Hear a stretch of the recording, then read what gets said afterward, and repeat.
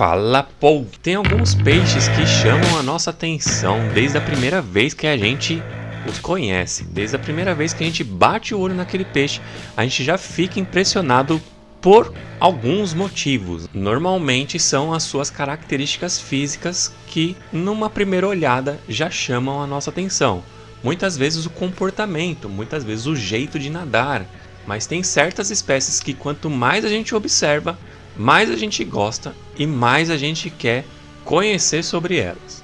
Hoje a gente vai falar de um peixe que tem essa característica. Quanto mais você estuda sobre ele, mais você quer saber. Hoje a gente vai saber um pouco mais sobre um peixe que acontece exatamente isso. Pelo menos aconteceu comigo. Já me chamou a atenção já de cara pela elegância do nado dele. Tem uma natação muito bonitinha. E quanto mais você vai descobrindo sobre essa espécie, mais você se apaixona por ela. Fica comigo até o final, que hoje a gente vai falar sobre o peixe cuco. Não sabe quem é? Então fica aí, mano. Fala, povo! Rick Gama aqui. Tava muito afim de gravar um vídeo sobre algum peixe já faz um tempo, cara.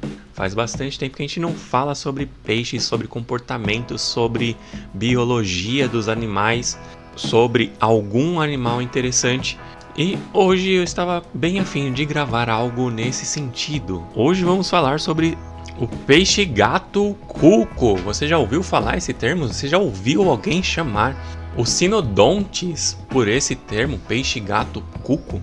Não é um termo muito comum de ser usado aqui no Brasil, mas é como ele é melhor reconhecido e caracterizado pelo mundo afora, como peixe gato cuco. Isso porque ele tem uma característica que a gente conhece bem pouquinho disso, caracteriza bem pouco ele por isso. A gente tem um outro termo que é muito mais conhecido do que peixe gato cuco, mas lá fora a galera chama ele de peixe gato cuco porque ele tem uma característica muito interessante, que é a de ser um parasita de ninhada. Esse peixe tem um comportamento muito específico, evolutivo, que te deu possibilidades evolutivas de perpetuação da espécie que promoveram um maior sucesso dessa espécie. Vamos começar a entender quem é o Sinodontes, beleza? A gente vai começar então pela sua classificação. Como dá para perceber, ele é um bagre. Ele tem todas aquelas características dos siluriformes. O siluriforme sempre tem aquela característica de disposição das barbatanas nos seus respectivos lugares, corpo alongado e principalmente aqueles barbilhões, aqueles bigodes sensoriais que eles utilizam, que tem várias funções sensoriais que o ajudam na sua comunicação, locomoção, identificação química na água e tudo mais. Eles fazem parte da família Mocoquidae e o seu gênero é o Sinodontes. Abaixo desse gênero Sinodontes existem várias espécies. Eu acho que as mais fáceis de achar aqui nas lojas de aquarismo são as espécies Sinodontes petrícolas e Sinodontes euteros. São as mais simples de serem encontradas por aí. Existem várias outras, uma mais bonita que a outra, que eu não vou lembrar nomes de cabeça agora, mas posso passar aqui na tela rapidão. Características de beleza bem interessantes, né? Os bagres são bonitos e esses em específico têm manchas bem bonitas, o que deixa eles bem atrativos para o nosso hobby de aquariofilia. Além da sua beleza de estrutura corporal, disposição das manchas, todas essas características que deixam atrativos para o nosso hobby, características para serem contempladas nos nossos aquários. Eles têm também algo que eu acho ainda mais interessante, que é a sua característica de natação. Ele tem um nado muito elegante e, em algumas situações, um nado que proporciona para ele uma característica que dá um outro nome para ele aqui no Brasil. A gente conhece eles mais como peixe-gato invertido, porque ele tem o comportamento de nadar de ponta cabeça, exatamente, com a nadadeira dorsal virada para baixo. Normalmente ele faz isso nadando bem juntinho a alguma rocha que esteja fazendo ali alguma toca, e aí ele tem esse costume de nadar bem rente a essa rocha, encostando ali a sua barriga, né, e os seus barbilhões nessa rocha, e isso deixa ele com uma natação muito interessante. Eu sempre gostei demais de manter-se sinodontes com ciclídeos africanos. Eu acho que fica uma combinação muito legal. Ele é um peixe muito espertinho, consegue se esgueirar muito bem e não sofrer ataques dos ciclídeos, né? Normalmente a maioria dos ciclídeos não tem muitos interesses pelos sinodontes também. É verdade. Quer dizer, às vezes não. Então fica uma correlação muito bacana. Mas a correlação entre ciclídeos africanos e sinodontes na natureza não é tão bacana assim, pelo menos para os ciclídeos africanos. Isso porque aquela característica que dá o nome de peixe-gato cuco para ele aí mundo afora é uma característica de sobrevivência, de perpetuação da espécie, na verdade, que se aproveita das mamães ciclídeos africanos para perpetuação da sua espécie. Então o que eles fazem? Eles costumam se reproduzir e depositar os seus ovos bem próximo aonde está ocorrendo a reprodução de ciclídeos africanos, porque eles sabem que as mamães ciclídeos africanos têm essa característica de cuidado parental muito acentuada. E aí elas vão recolher os ovos ali e vão, por vezes, confundir os ovos dos sinodontes com seus próprios ovos. E eles nem são tão parecidos assim, mas enfim, as mamães ciclídeos africanos capturam os ovos de sinodontes que estiverem depositados por ali, por puro instinto materno, e acabam sendo infectadas, incubando os ovos de sinodontes que vão se desenvolver ali na sua incubação bucal, e algo terrível vai acontecer. Na natureza, no geral, muitas espécies têm essas características. O próprio cuco, que empresta o seu nome para os sinodontes, ele deposita os seus ovos deliberadamente na nidificação de outras espécies de pássaro. E, ainda por cima, os cucos expulsam os ovos da espécie hospedeira, tiram fora do ninho esses ovos dessa espécie hospedeira para deixar somente os seus ovos ali. E os outros pássaros acabam tendo o cuidado parental, chocando esses ovos e ainda mais, alimentando os filhotes que ali nascerem e fazendo parte da criação dos novos coquinhos. Outros animais têm essas características, principalmente no mundo dos insetos, onde formigas, abelhas e vespas e besouros têm também. Algumas espécies têm essas características de serem parasitas de ninhada e ali contam com o cuidado parental de outras espécies para cuidar dos seus ovos e larvas. Mas um pouquinho diferente do que o pássaro cuco faz, que é depositar os seus ovos e expulsar os ovos do hospedeiro, os sinodontes têm um comportamento ainda mais terrível. As larvas dos sinodontes, após consumir todo o seu saco vitelino, vai ficar com fominha, e essa fominha vai despertar neles o desejo de comer quem está do seu lado ali na incubação bucal. As larvas de ciclídeos africanos são as primeiras a dançarem, porque elas eclodem mais tardiamente. As larvas de sinodontes petrícolas costumam se desenvolver mais rápido e consumir o seu saco vitelino mais rápido que os ciclídeos africanos. E com esse desenvolvimento mais acelerado, eles conseguem comer ovos e pequenas larvas dos ciclídeos africanos que estão ali, diminuindo bastante a taxa de sucesso da nidificação do ciclídeo africano. Acabam se desenvolvendo mais sinodontes do que ciclídeos africanos quando isso ocorre na incubação. Às vezes nenhum filhote de ciclídeo africano acaba restando ali. E tem mais, quando acabam os filhotes de ciclídeos africanos, eles começam a comer os irmãos sinodontes. Se tiver mais de um sinodontes ali nessa incubação, provavelmente um vai acabar comendo o outro e poucos sinodontes vão sair dessa treta toda. Então você vê que é uma espécie terrível, que se houver um descontrole ambiental, coloca em risco, inclusive, outras espécies, né? A perpetuação de outras espécies. Outra característica bem interessante que a gente não tem o costume de observar, pelo menos aqui no Brasil, é uma característica de comunicação que os sinodontes têm, que muitos siluriformes têm, como a gente pode ver num vídeo aqui do canal sobre comunicação auditiva, vocal. Acho que tem 2 vídeos que falam sobre isso, sobre a comunicação dos peixes, sobre comunicação sonora. Os sinodontes têm essa característica, eles se comunicam também raspando ossos da estrutura da nadadeira peitoral. E isso dá um outro nome também para eles lá na África, porque os povos locais observaram essa comunicação ao capturar um sinodonte, ele fica muito bravo. Eu vou tentar testar isso, vamos ver se eu consigo, mas eles são chamados de squakers, por causa dessa característica. Quando você captura um sinodontes, e eu vou fazer isso com muito medo e muito cuidado, porque eu tenho trauma de bagres na mão, já tomei ferroada de bagre, enfim, não sei se ele tem essa característica de ferroar quem está capturando, mas ele tem, historicamente, segundo os registros aqui que eu pesquisei, ele tem característica de ficar muito bravo e reclamar fazendo esse barulho. Eu tenho um exemplar de sinodontes, eu vou tentar fazer isso, sem judiar muito do bicho, lógico. Só para um registro científico, vamos ver se eu consigo, beleza? Não vou tentar muito, não vou ficar incomodando demais o peixe. Motivos óbvios, né? Eu não quero ficar estressando o animal, mas eu tenho algumas ressalvas para fazer. O sinodontes, ele é um ciruliforme, né? Ciruliformes são bagres, e bagres têm uma característica de defesa, que é a de se debater e enfiar os espinhos das nadadeiras peitorais da nadadeira dorsal no agressor. Alguns bagres são peçonhentos, né? Eles têm uma toxina, né, nesses espinhos e acaba causando uma dor violenta.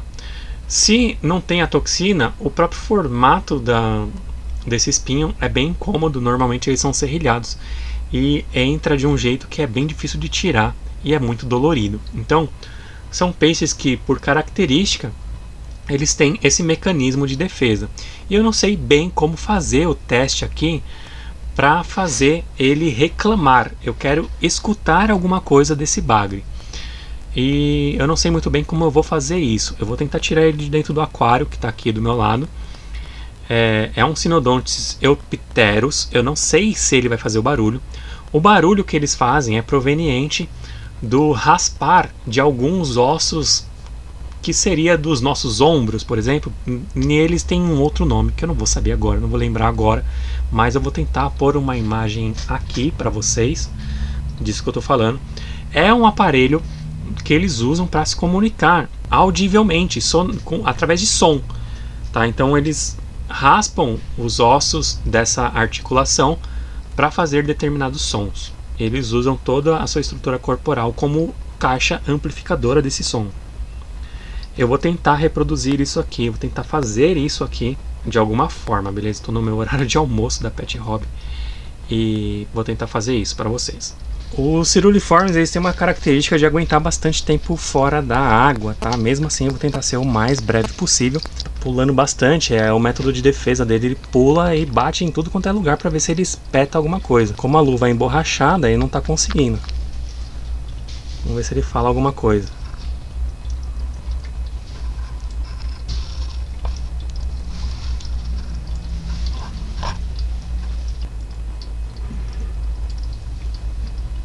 Não consegui escutar nada, né? Não teve o tal do barulhinho, apesar de eu ter de verdade sentido que ele emitiu alguma vibração, mas não foi o suficiente para fazer um som, conforme o texto do artigo que a gente acabou de estudar demonstrou, beleza? Senhora, a senhora gravou, dá licença? Senhora, a senhora é funcionária da Assembleia? Como vocês puderam ver, o peixe não quis falar, né? Ele não quis fazer o barulhinho. Ok, eu também tenho dó, não gosto de ficar com o peixe muito tempo numa situação estressante, então eu logo coloquei ele no lugarzinho dele e deixei ele relaxar, dei uma alimentaçãozinha para ele e tá tudo bem com ele. Inclusive ele ainda tá na minha mesa porque eu curti na minha mesa, mas logo ele vai para um outro recinto. Até pensei em trazer para casa, enfim. Mas eu encontrei alguns vídeos que demonstram isso, uma galera que fica com bastante tempo fora d'água esse peixe. Eles realmente aguentam bastante. Isso é uma característica dos bagres, enquanto eles estiverem molhados praticamente, eles conseguem se virar bem fora d'água. Mas eu não gostei muito de ficar judiando do animal, então logo eu coloquei no lugar dele e não consegui capturar esse som que eles fazem. Mas tem alguns vídeos aqui que eu achei pela internet para mostrar para vocês. Se liga aí, ó.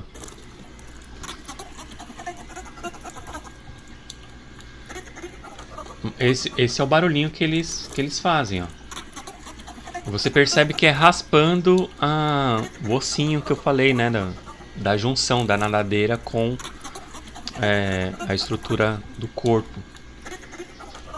Bom, mas eu me interessei tanto por esse assunto que eu vou gravar um vídeo só sobre esse assunto especificamente, o som que os bagres fazem raspando esses ossos, então aguardem aí, vai sair no canal um vídeo só sobre isso, eu vou demonstrar de formas mais práticas e pesquisar um pouco mais para saber de onde vem evolutivamente isso, quem mais tem esse tipo de estridulação para fazer sons. Eu acho que vai ser um vídeo bem legal, bem científico, mais aprofundado nessa característica, falou? Então acompanha aí no canal para ver esse vídeo aí sobre o sistema de comunicação dos bagres. Mas o meu Sinodontes não quis falar comigo não. Eu até tentei da forma que o pessoal desses vídeos tentam, mas realmente ele não quis. Ó, ouve mais um pouquinho.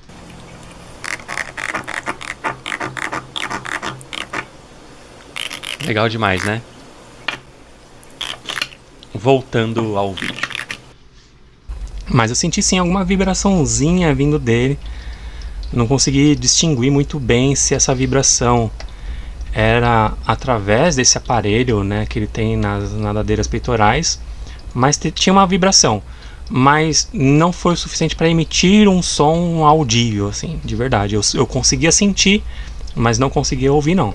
Beleza? Pode ser que um peixe maior consiga fazer esse tal barulho. Como eu disse, ciruriformes tem essa característica de aguentar bastante tempo fora d'água, mas mesmo assim é judiação, não faça isso em casa não, beleza? Tudo aqui foi para fim científico de pesquisa, então não tente reproduzir isso em casa, que é judiação. Eu já fiz isso, você não precisa fazer, beleza? Mas de fato eles fazem esse barulhinho e são chamados de squeakers por causa desse barulho, muito interessante. Então, squeakers é mais um nome do bagre cuco ou do peixe-gato cuco. Eu fui tentar pesquisar o que significa Sinodontes, porque para mim, a primeiro momento, e depois eu descobri que não foi só para mim, muita gente também tentou pesquisar esse termo e descobriu que ele não significa lá o que eles imaginavam. Eu fui tentar pesquisar a etimologia do nome Sinodontes. Esse trecho do nome, né, a parte dontes, dá a entender que tem alguma correlação com característica de dentição do animal, né? Tanto que muita gente acha que Sinodonte se divide em sino, que significa junto, ou unido, ou fusão, né? Junto, algo que cresce junto. E dontes seria dente, então dente que cresce junto ou dentes unidos, algo do tipo. E quando você vai procurar essa característica no animal, você não encontra nada disso. Quando você estuda a etimologia mais profundamente, você descobre que esse nome não tem nada a ver com nada disso, que é um nome natural, é um nome que nasceu desse jeito, e não é junção de palavras. Ele é desse jeito desde o início, Sinodontes, porque ele tem algo a ver com uma característica cerebral do bicho, alguma parte do cérebro chamada sinodos. Essa característica, de verdade, eu não entendi muito bem, não tem muito material sobre essa característica, mas quem registrou, um dos primeiros registros desse tal de Sinodontes, ele vem do tal conhecido Plínio o Velho. A gente já falou do Plínio o Velho em algum outro episódio aqui do canal sobre alguma outra espécie que eu não vou lembrar agora. Mas a gente já falou, eu lembro desse nome, Plínio o Velho. Plínio o Velho foi um estudioso, um sábio romano. Olha só, é bem antigo esse cara. Anos 20 depois de Cristo, esse cara já registrava sobre história natural. Ele já observava os animais, características da natureza e ia registrando o que ele observava. E um dos seres que ele observou foi justamente o Sinodontes.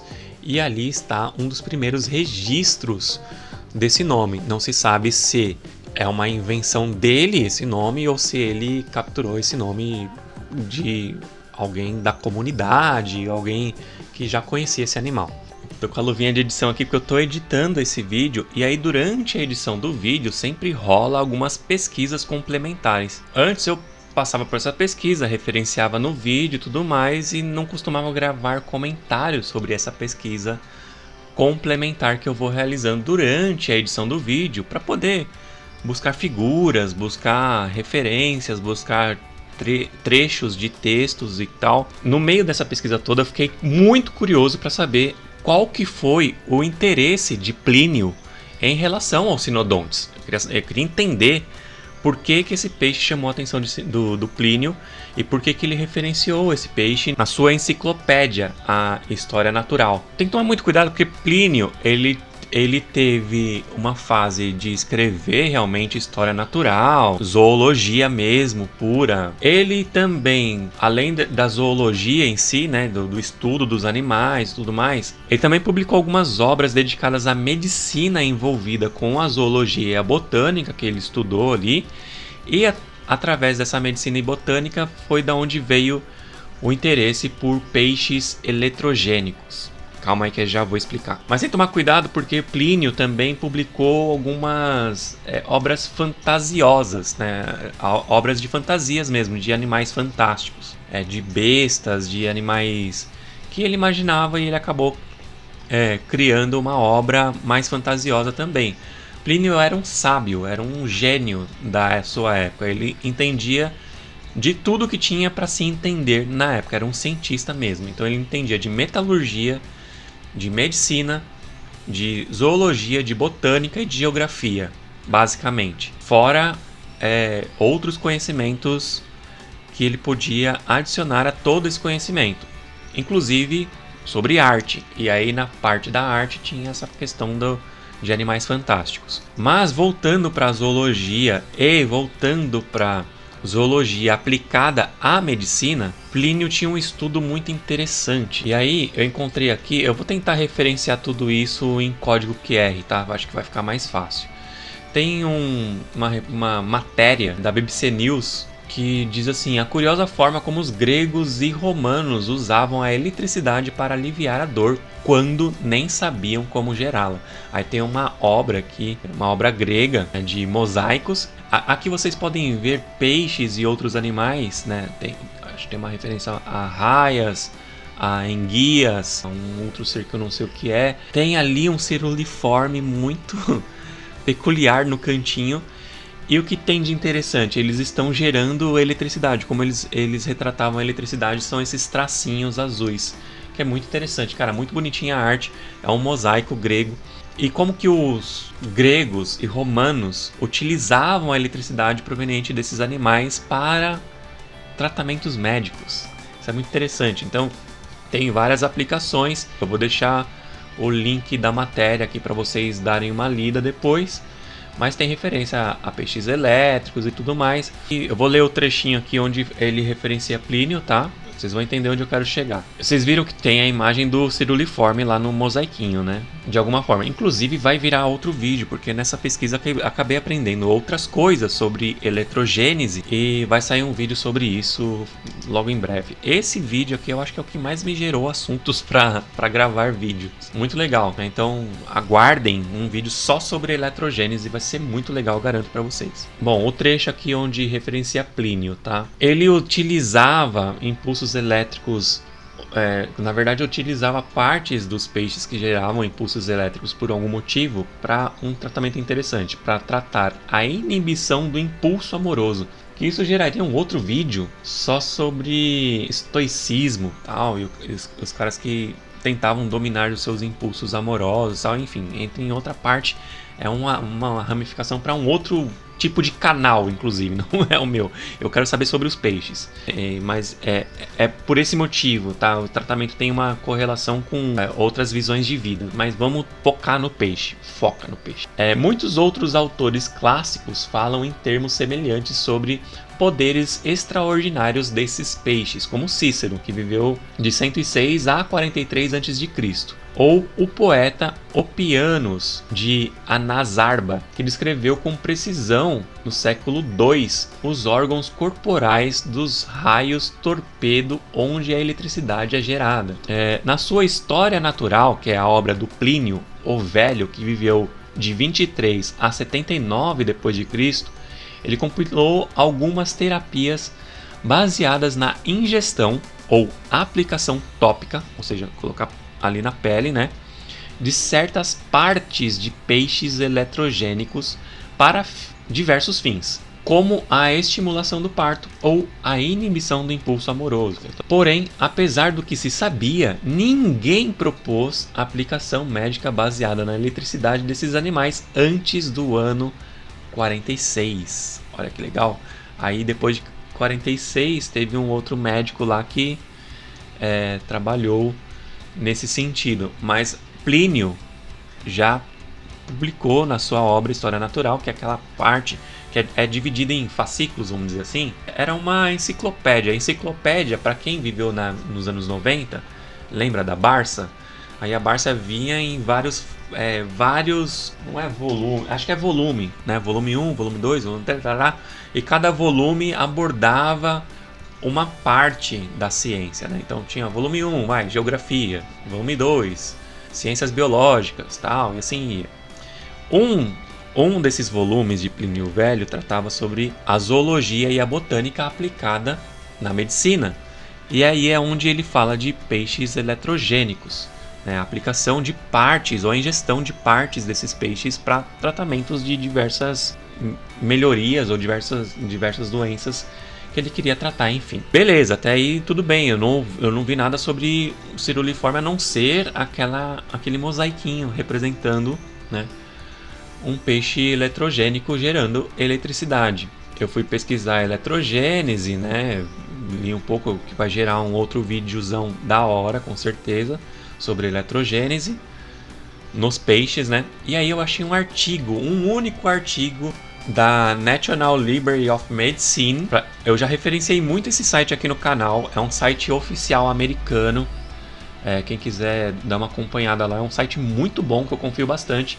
A abordagem do governo americano de espalhar conhecimentos científicos, né? Isso é muito legal porque eles publicam gratuitamente vários artigos interessantes. Porque, para quem não sabe, e eu acho justo, um cara que publica um paper, um artigo, alguma coisa, ele pode ganhar dinheiro com isso através da sua distribuição na internet. Então, muitos sites que eu referencio aqui, inclusive, às vezes, eles cobram para te mostrar o artigo. E esse site americano mostra de graça. Então, eu achei esse único artigo aqui que ele já começa... Eu não li inteiro, mas ele já começa assim: diversidade morfológica dos sistemas de comunicação acústica e elétrica do bagre Mocoquide. Mocoquide é lá a família, né? Mocoquide dos siluriformes do gênero Cynodontes, né? Então o Cynodontes está ali embaixo do Mocoquide. Aí tem um resumo aqui, né, que facilita bastante para você entender do que... Eu li o resumo, tá? Não li o artigo inteiro, mas com certeza... vou deixar aqui o link do artigo inteiro, então vocês vão lá e dá uma lida completa. Mas ele começa assim, ó: o bagre Mocoquide oferece uma oportunidade distinta para estudar os sistemas de comunicação e transição para um novo canal de sinalização, porque alguns produzem sons e outros descargas elétricas. Ambos os sinais são gerados usando um sistema de mola elástica, que inclui um músculo transferidor inervado por motoneurônios dentro do núcleo transferidor, que também tem uma população aferente de mononeurônios. Cynodontes gradiopes e Cynodontes nigriventris, que é bem comum esse nigriventris inclusive, produzem sons e descargas elétricas, e seus sistemas de mola elástica mostram várias diferenças morfológicas e fisiológicas. A extensão em que essas diferenças explicam diferentes tipos de sinais permanece obscura. Aqui comparamos esse sistema de molas elásticas e fenotipos comportamentais entre 5 mocoquides. Cynodontes gradiopes e Cynodontes nigriventris foram comparados com Cynodontes eupteros, olha o nosso eupteros aí, que é conhecido por produzir ambos os tipos de sinais, e membros representativos de 2 gêneros irmãos, que é o Microcynodontes cf. Batesi e Mocoquiella painei. Mas enfim, olha só, referenciou o nosso querido Eupteros, cara. Então, se você não sabia, além de som, o Cynodontes eupteros, ele consegue emitir eletricidade. E com certeza vamos falar mais sobre os Cynodontes eupteros e outros peixes capazes de produzir eletrogênese a gente vai falar num próximo vídeo dedicado à eletrogênese. Olha que legal! Geramos mais um assunto e descobrimos mais uma curiosidade sobre o peixe-gato-cu, que além de som, ele produz eletricidade. Voltando pro vídeo. Então, o gênero Cynodontis, ele é um gênero que é encontrado na África quase que inteira, principalmente em rios. Um peixe normalmente de rio, mas algumas espécies desenvolveram a capacidade de conviver em lagos, que é a composição química da água de lago normalmente é bem diferente de composição química de águas de rios, né? Rios têm normalmente uma água mais mole pelo contato com vegetação de encostas, e aí acaba tendo toda aquela influência dos taninos, enfim. A água fica com características um pouco diferentes de águas de lagos, onde elas têm maior concentração de minerais que foram trazidas por esses rios e acabam se depositando nos lagos e acaba tendo toda aquela característica mineral que você pode também ver no nosso vídeo sobre o Lago Tanganica. Tem bastante sobre esse assunto lá, sobre depósitos minerais em lagos. E aí as características químicas do lago acabam ficando bem diferente. A água fica bem mais alcalina. E esses bagres desenvolveram a capacidade de viver nessas águas. E além disso, toda aquela característica comportamental que a gente já falou aqui nesse vídeo, de perpetuação da espécie através desse comportamento de parasitismo de ninhada.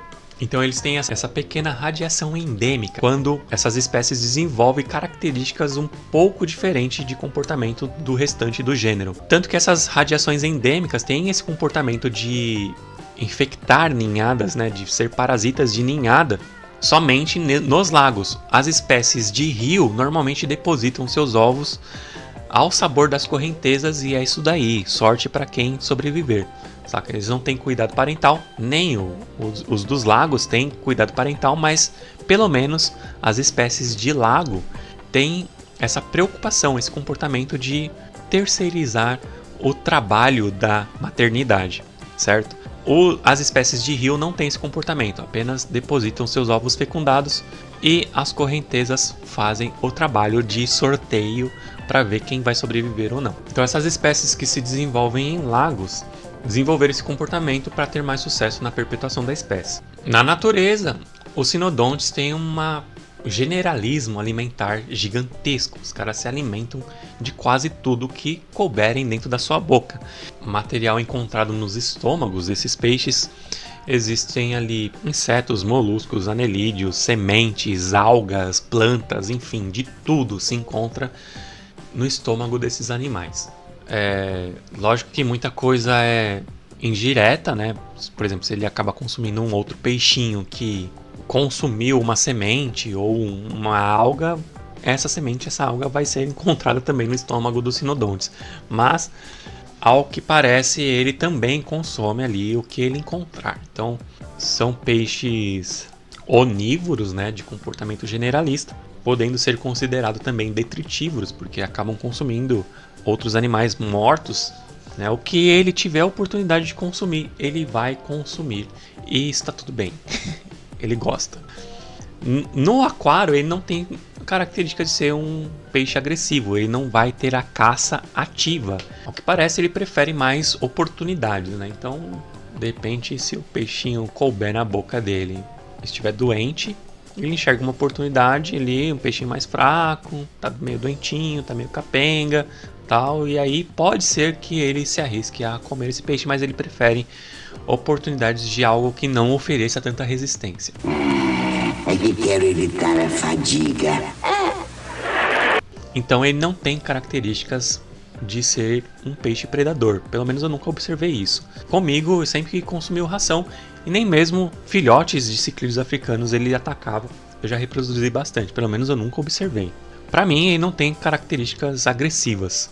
Segundo algumas fichas por aí, ele é uma espécie pacífica e se comporta muito bem no aquário de ciclídeos africanos mistos. Então, não tem características de ser um peixe agressivo, beleza? Pode ter. Eu sempre tive nunca tive nenhum problema de agressividade por parte dele, mas por parte de outros ciclídeos às vezes. Mas é um peixinho muito ligeiro, muito esperto, tem muitos órgãos sensoriais, então é um peixe que se vira muito bem no aquário de ciclídeos africano, por mais agressivo que seja o seu ciclídeo. Mas muito cuidado, ele não deixa de ser um bagre, lembra de toda aquela estrutura óssea que ele tem, aquelas espinhas dorsais e peitorais que ele usa como arma de defesa, lógico. Se alguém captura ele, acaba se debatendo e acaba causando um ferimento no agressor. Como alguns já tiveram uma péssima experiência de misturar ciclídeos grandes, principalmente os carnívoros, com corridoras, cascudos, platidoras, enfim, todos esses peixes com essas características ósseas bem fortes, né, dos siluriformes, com bagres, pode acontecer de rolar uma experiência muito ruim, que é o seu peixe tentar comer um siluriforme desse, em especial do gênero Mocoquid, que são bem fortes, e acabar se dando muito mal. Esses espinhos entram fundo, cara, entram fundo mesmo, e acaba machucando muito. O peixe não consegue nem engolir e nem cuspir. Ficou estranho, né? Enfim, o peixe não consegue nem engolir nem cuspir esse peixe para fora. E aí fica com o peixe travadão lá, às vezes lá na mandíbula faringeal. E aí, cara, é muito difícil de tirar um siluriforme de dentro de um ciclídeo grande. Acontece de dar muito ruim. Essa imagem, eu lembrei de falar sobre isso através dessa imagem desse frontosa tentando comer esse Cynodontis. Você vê que a espinha atravessou a boca do frontosa. Ainda bem que foi ali mais na parte aqui da boca mesmo, né? Ali tá fácil, razoavelmente mais fácil de remover. Lógico que na remoção você vai machucar ainda mais o frontosa, inevitavelmente, e talvez vai machucar bastante o Cynodontis. Então, numa situação como essa, se prepara para perder um dos dois peixes. Normalmente perde. Se o Cynodontis já não estiver morto, né? Caso ele esteja vivo, pode ser que você machuque bastante ele para tirar. Até porque não tem como tirar ele daí sem ele se debater mais ainda e machucar mais ainda o peixe agressor. E às vezes acaba machucando você mesmo. O que eu já fiz, tá? Uma vez um Oscar comeu uma corridora de um cliente meu, teimoso, que eu falei para não misturar que ia dar ruim. E um Oscar juvenil, tava crescendo, ele vai testando, né? Ele vai entendendo se o bicho cabe na boca dele ou não. Quando ele entendeu que cabia, ele tentou comer uma corridora. E a corridora fez exatamente esse mesmo ferimento. O que eu tive que fazer foi cortar a ponta da nadadeira peitoral da corridora para poder, porque é serrilhado, cara. Você puxa, não sai, tá? E aí você acaba, o peixe está fora d'água, você acaba correndo o risco de machucar ainda mais. Então, para remover, eu tive que tirar a pontinha da nadadeira da corridora para poder, das duas nadadeiras da corridora peitorais. A sorte foi que ela não enfincou o espinho da nadadeira dorsal, senão seria mais uma que seria picotada. Mas eu cortei as duas pontas com uma tesoura de poda de plantas aquáticas, aquelas tesouras assim, ó, uma tesoura grande dessa aqui, ó. Entrei lá na boca do peixe e cortei as duas nadadeiras para poder remover a corridora, porque senão ela não ia sair. E aí acaba morrendo. Já vi também amigo meu perder os dois peixes, exatamente igual. Um Oscar tentou comer um cascudo e ficou exatamente igual. Então, resumidamente, nunca é uma boa mistura, cara. Ciclídeos grandes com siluriformes pequenos. Uma hora ou outra pode acontecer do ciclídeo tentar testar se cabe e acabar se dando mal. Então fica essa dica aí, com essa imagem aí. Por mais agressivo que seja o seu ciclídeo, ele vai se virar muito bem.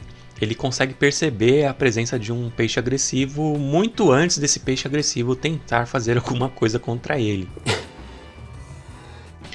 Ele tem essa vantagem sensorial bem aguçada, beleza? Então pode ter de boa que ele vai se dar muito bem. Quanto à sexagem, é difícil dizer. Alguns dizem que os machos são maiores, mais coloridos e tudo mais. Só que é uma característica muito... não dá pra saber, beleza? No geral, não dá pra saber. Tem gente que fala que tem essas características. Eu, de verdade, nunca observei diferença de macho e fêmea e já observei reproduções. Então, e pra mim era muito difícil saber quem era o macho e quem era a fêmea. Só consegui observar porque, de fato, eu reparei a fecundação e aí deduzi que um seria macho e outro fêmea, mas mesmo assim não enxerguei características morfológicas que determinassem isso. Então, de verdade mesmo, não dá pra dizer. É um peixe que cresce bastante, tá? Não se engane. Normalmente você vai encontrar ele bem pequenininho nas lojas, mas é um peixe que vai ficar com uns 27 centímetros de comprimento. Tipo isso. Tipo isso daqui, olha essa jarra aqui que eu acabei de tomar meu suco. Ele vai ficar desse tamanho aqui, cara. Então é um peixe que cresce bastante. Considere isso antes de comprar o seu peixe-cuco. Eu já vi exemplares, o tamanho máximo que eu enxerguei por aí foi de uns 15 a 20 centímetros, beleza? 27 centímetros é o que chega na natureza, mas a gente tem aquaristas muito bons que conseguem dar um estilo de vida bem legal para os seus peixes e com certeza deve ter alguém aí com um Synodontis Europteros aí de uns 27 centímetros tranquilamente. Eu conheço alguns bem grandes e são bem bonitos. Os Synodontis procuram ali nidificações de ciclídeos africanos, principalmente do gênero Rapilochromide. Os Rapilochromídeos que fazem incubação bucal acabam sendo vítimas de infecções. A gente chama de infecção porque realmente é um aspecto parasitário. Então, quando você tem um parasita, você está infectado por parasitas. Então, quando uma fêmea incubadora bucal recebe ovos de Synodontis, acaba incubando os ovos de Synodontis por engano, a gente determina que ela está infectada. Olha só que coisa. Até porque os alevinos dos Synodontis vão acabar se aproveitando disso para sobreviver, acabar consumindo e prejudicando de alguma forma a reprodução dos ciclídeos africanos. Então sim, quando um ciclídeo africano incuba acidentalmente um Synodontis, ele está infectado. Que coisa, né? Eu vou ler aqui um trecho que é muito interessante do artigo que eu estou lendo, que diz assim: como os bagres cuco enganam os ciclídeos. Os bagres cucos invadem os ninhos do ciclídeo durante a desova, onde depositam rapidamente seus próprios ovos, que são coletados por engano pela fêmea do ciclídeo. Observações em cativeiro mostram que grupos de bagres cuco podem sobrecarregar pares de ciclídeos africanos em desova, interrompendo a desova e tentando comer os ovos do ciclídeo. Lógico, ele quer diminuir a quantidade de ovos do ciclídeo para que os dele sejam melhor capturados ali acidentalmente pelas fêmeas. As fêmeas no alvoroço todo vai tentar capturar e acaba capturando os ovos errados, certo? Até porque o Synodontis acabou consumindo os ovos dela. E interessante porque os ovos do bagre não parecem nem um pouco com os ovos dos ciclídeos africanos. Mesmo assim, no desespero, a mamãe ciclídeo acaba confundindo tudo. Ciclídeos machos respondem agressivamente a bagres intrusos, mas intrusões repetidas de grupos de bagres cuco eventualmente permitem que eles desovem com os ciclídeos. É um verdadeiro empata-foto, né? Os bagres liberam lotes de cerca de 10 ovos por vez. Quando os ovos do bagre são liberados, as fêmeas dos ciclídeos podem inadvertidamente coletar alguns deles, pois tentam rapidamente pegar seus próprios ovos, o que correm o risco de serem comidos por bagres intrusos. Então rola toda essa confusão aí, cara, no motel dos ciclídeos africanos, e tapa na cara, chute no saco e tudo mais, e acaba que a fêmea gestando a espécie errada. Interessante, eles confundem os ciclídeos africanos literalmente, é uma confusão. Eles fazem uma bagunça, no desespero a fêmea acaba incubando o ovo errado. E é assim que ela faz. Mas tem registro também de ovos de bagres estarem ao sabor das correntezas por ali, e pelo próprio instinto materno, ela não quer saber, ela só pega o ovo e incuba. Então o instinto materno do ciclídeo africano também contribui bastante para sua infecção.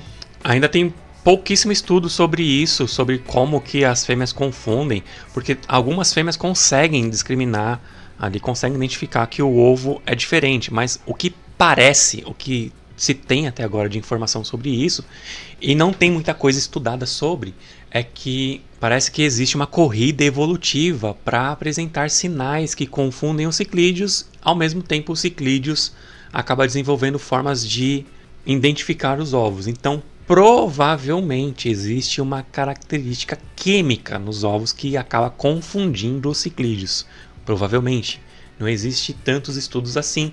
Isso são teorias, são teoremas de alguns estudiosos, então não tem nada comprovado ainda, mas provavelmente existe algum sinal químico deixado na água que acaba confundindo também os ciclídeos, proporcionando assim a probabilidade maior de infecção. De verdade, visualmente, nem os alevinos nem os ovos dos bagres se parecem com os de ciclídeos africanos, mas é isso que rola, beleza? De qualquer forma, muitas espécies de ciclídeos acabam desenvolvendo, periodicamente pelo menos, a capacidade de discriminar quem é quem e acaba selecionando sim os ovos de sinodontes. Então os sinodontes têm que desenvolver novas armas, novos métodos para conseguir confundir os ciclídeos. E essa bagunça na hora da reprodução dos ciclídeos contribui muito para isso. Então tem uma característica psicológica, né? Um desespero gerado ali no momento, onde o desespero materno vai proporcionar essa infecção, né? A fêmea vai acabar sendo infectada pelo desespero dela de capturar seus ovos antes que eles sejam consumidos pelos bagres, mas tem também uma característica química que ainda não foi muito estudada. Fechou? Como eu disse anteriormente, ter como irmão adotivo um bagre desse tipo não é muito agradável. Logo, esse bagre vai se desenvolver mais rápido e vai começar a consumir os outros ovos e alevinos de ciclídeos africanos, que são muito nutritivos. A característica nutricional do saco vitelino ou dos próprios ovos de ciclídeos africanos é muito rica em muitos nutrientes pela sua característica alimentar da sua mãe. Então tá aí um outro motivo estratégico da evolução desses bagres, porque ali existe uma carga nutricional muito grande que pode proporcionar um bom desenvolvimento para os seus filhotes. Então tá aí mais um dos motivos pelo qual as mamães de bagres cucos escolheram os ciclídeos africanos para fazer essa incubação bucal. Mas essa característica tão marcante não é todo ciclídeo que é otário para cair. Nem todos os ciclídeos africanos incubadores bucais são infectados. Alguns são mais espertos e são mais preparados para se defender dessas infecções. Tanto que, segundo o trecho que eu vou ler aqui do artigo, diz assim, ó: no Lago Tanganica, onde os peixe-gato cuco são endêmicos, apenas 6 espécies de ciclídeos foram confirmadas como hospedeiras, com cerca de 1 a 15% só das espécies incubadoras são infectadas. Porém, essa taxa em cativeiro aumenta bastante. Os peixes de cativeiro são mais enganáveis do que os peixes de lago, provavelmente pelaquela característica química que deve rolar ali no momento da reprodução. Em um aquário, as concentrações de elementos químicos ficam mais evidentes do que num lago, onde essas características se espalham mais, e esse disfarce químico pode não ser tão eficiente em um lago. Mas em um aquário, em um sistema fechado, toda e qualquer comunicação química se torna mais evidente e mais acentuada, porque não tem para onde essa química escapar, entende? Então, o que se repara é que em aquários a infecção ocorre com maior sucesso, maior taxa de sucesso. Cerca de 1/3 das ninhadas de ciclídeos em aquários são, quando convivem, quando coexistem ali no mesmo aquário, né, acabam sendo infectadas. Eles conseguem se aproveitar muito bem nesse sentido. Embora seja uma espécie que é conhecida há muito tempo, é observada há muito tempo, a gente falou do Plínio o Velho, o cara que viveu ali nos anos 20 após o nascimento de Cristo, o cara é muito antigo, já observou sinodontes por ali e de ter registros fósseis e tudo mais. Essa característica comportamental de parasitismo de ninhada faz pouquíssimo tempo que é observada. Alguns falam aí de 30 anos apenas que isso é amplamente observado e amplamente explorado pelos estudiosos. Muito provavelmente, eu ouso a dizer que por conta do aquarismo, cara, que isso começou a ficar mais evidente e mais estudado. E aí foram confirmar lá no ambiente natural e de verdade comprovaram isso. Então, a importância do aquarismo aí nos estudos científicos dos comportamentos dos animais e características evolutivas e tudo mais. Para finalizar, recomendações aqui para você ter o seu sinodontes bem confortável. Um aquário relativamente grande, de uns 100 litros para cima, é o que eu recomendaria. Pelo menos esperando que esse peixe vai crescer bastante. Na fase inicial é possível ter em aquários menores, mas de verdade eu não recomendo não. Já tenha ele num aquário ali de no mínimo 100 litros. Lógico, quando a gente fala de ciclídeos africanos, essas métricas aumentam bastante, né? Se você vai ter ele coexistindo com ciclídeos africanos, aí 200 litros seria o mínimo recomendado, pelo menos na minha experiência, beleza? Considere que esse peixe vai crescer bastante, ele vai ter ali entre 15 centímetros, que é o mais comum de se encontrar por aí, até 27 centímetros, dependendo da espécie. Eu já vi Eurypteros bem grandões aí. Características químicas da água iguais aos dos ciclídeos africanos. Água levemente aquecida, não precisa ser aquela água de amazônico, né? Eu costumo ter ciclídeos africanos aí por volta dos 25 graus, para mim já tá de bom tamanho, 25 graus. Eles ficam bem confortáveis, não passam frio, não passam calor e tá tudo bem. E as reproduções ficam mais controladas também. Quando você mexe na temperatura, as reproduções ficam desreguladas e pode apresentar problemas nutricionais para as fêmeas aí. Então, no geral, posso falar sobre isso em outro vídeo, mas no geral 25 para mim é o melhor recomendado aí para ciclídeos africanos. pH bem alto, né? O ciclídeo gosta de pH bem alto ali, por volta dos 8. Água bem dura, bem carregada nos sais, nos minerais. E bastantes pedras, eles gostam bastante de ficar se esgueirando pelas pedras e é onde a gente consegue observar aquela característica bem legal da natação deles, bem elegante, beirando as rochas do aquário e às vezes ficando de ponta cabeça, que é bem legal. Falou?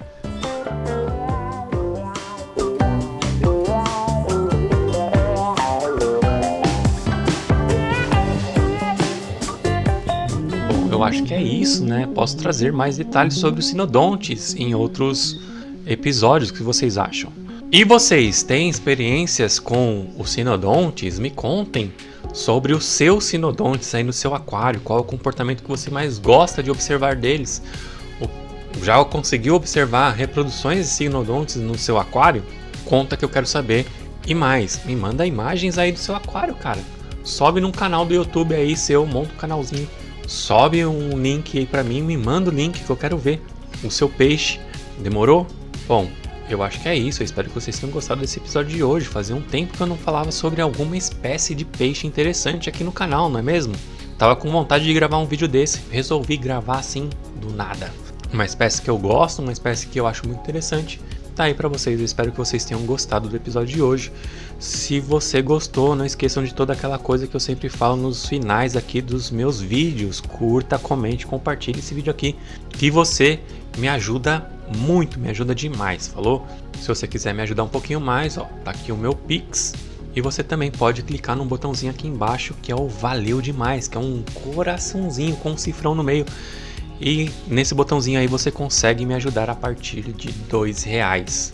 Considere também se tornar membro desse canal e ter vantagens exclusivas como acesso bem antecipado aos vídeos que eu lanço aqui no canal. Atualmente a galera que é assinante do canal, que é membro do canal, tem acesso aos vídeos com aproximadamente uma semana, às vezes 2 semanas de antecedência do que o restante da galera que assiste aqui. Então, conforme os vídeos vão ficando prontos, o pessoal que é membro já tem acesso a esses vídeos, já consegue assistir com bastante antecedência.